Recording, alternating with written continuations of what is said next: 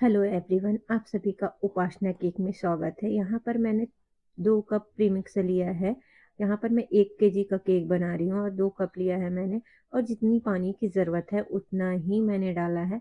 अगर आप चाहें तो इसे मेजरमेंट करके पानी भी ऐड कर सकते हो, बट यहाँ पर मुझे जितना पानी की ज़रूरत था उतना ही डाली, क्योंकि हमेशा बना रही हूँ तो नॉलेज हो गया है कितना पानी लगेगा, क्या लगेगा। और इसमें ऑयल डाली हूँ, थोड़ा-सा एसेंस और ऑयल। ऑयल अनफ्लेवर ऑयल डालना है, और पहले से मैंने केक टिन रेडी कर लिया था।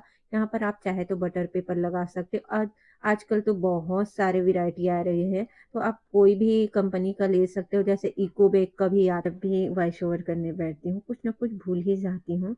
और ये केक टिन 7 इंच का है। और यहाँ पर मैं माइक्रोवेव से केक बेक करना सिखाऊँगी आप लोग को। मैंने पहले तो 5 मिनट के लिए इसे प्रीहीट करने के लिए रख दिया था, और इसे कंजेक्शन मोड पे करके बेक करना रहता है। कंजेक्शन मोड से यहाँ पर कंजेक्शन मोड में कर रही हूँ।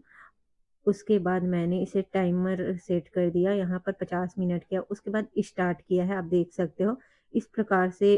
और ये इसमें भी बहुत अच्छा बेकिंग होता है, क्योंकि 1 केजी है तो मैंने 50 मिनट का टाइम सेट कर दिया था, बट मुझे 45 मिनट में ही बेक हो गया था। और आप देख सकते हो कितना प्रॉपर बेकिंग हुआ है, बिल्कुल जैसे ओवन में, जैसे चूल्हे में करते हैं वैसी बेकिंग हुआ है, परफेक्ट बेकिंग हुआ था। और चाहे तो आप लोग भी माइक्रोवेव से केक बना सकते हो, वो भी बहुत अच्छा बनता है, आप देख सकते हो एग्ज़ाम्पल के तौर पे। और यहाँ पर मैंने केक बोर्ड में थोड़ा-सा क्रीम लगाया, और क्रीम लगाने का पर्पस ये होता है कि स्पॉन्ज को रखें तो इधर से उधर ना फिसले, इसलिए नीचे में क्रीम लगाया जाता है। यही छोटा-छोटा टिप्स ही हमारे काम आता है, और यही छोटा-छोटा टिप्स अगर हम नहीं करते, अगर ये चीज़ नहीं करते, तो हमारा पूरा केक बिगड़ने के चांसेस हो सकते हैं, क्योंकि अगर हम नीचे में क्रीम नहीं लगाएँगे, तो ये पूरा फिसल जाएगा, बनने के बाद भी फिसल जाएगा। तो ऐसी छोटे-छोटे टिप्स को ध्यान में रख के केक बनाना पड़ता है।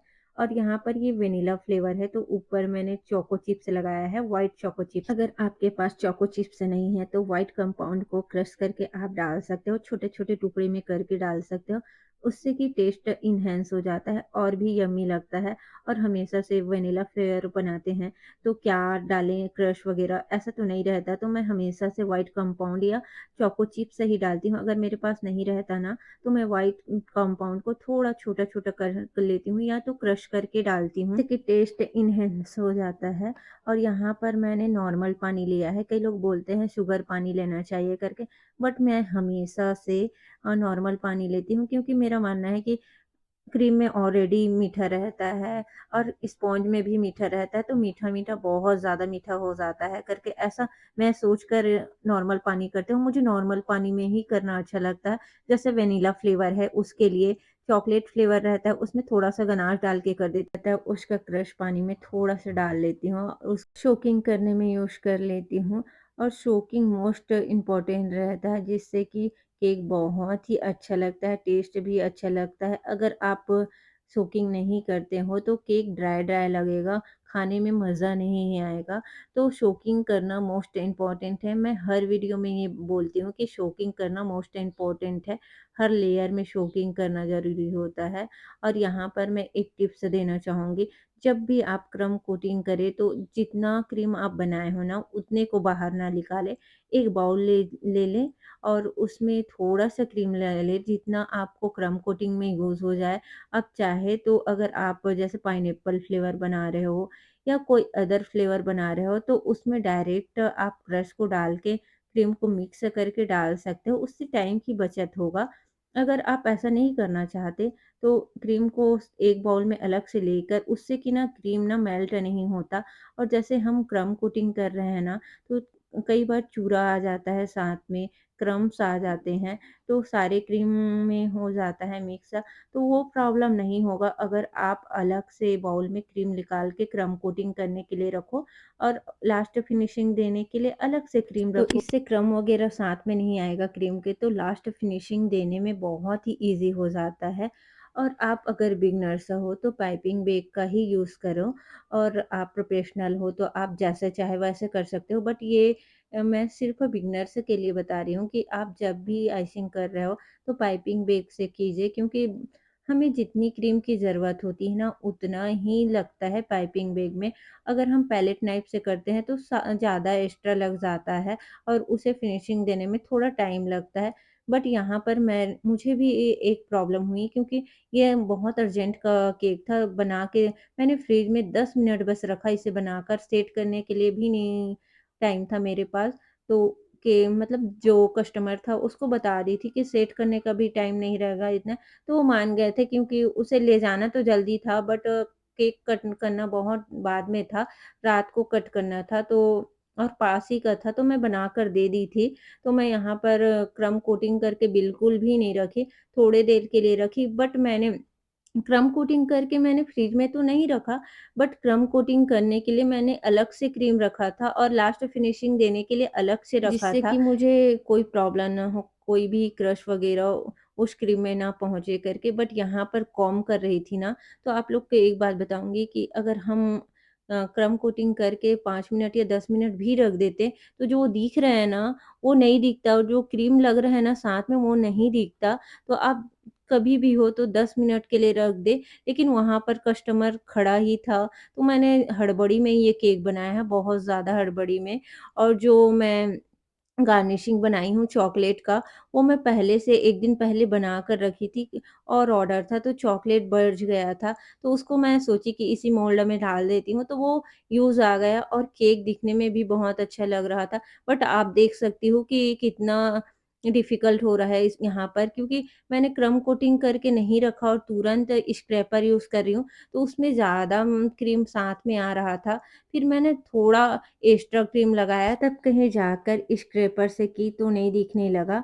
और आप भी अगर ऐसा प्रॉब्लम आ जाता है, तो आप क्रीम ज़्यादा लगाएँ, फिर भी मुझे हल्का-हल्का दिख रहा, हल्का-हल्का दिख रहा था, बट ना के बराबर दिख रहा था, तो मैंने ऊपर से ड्रिपिंग कर दिया, तो ये पूरा हाइट हो गया, जो भी दिख रहा था ना पूरा हाइट हो गया।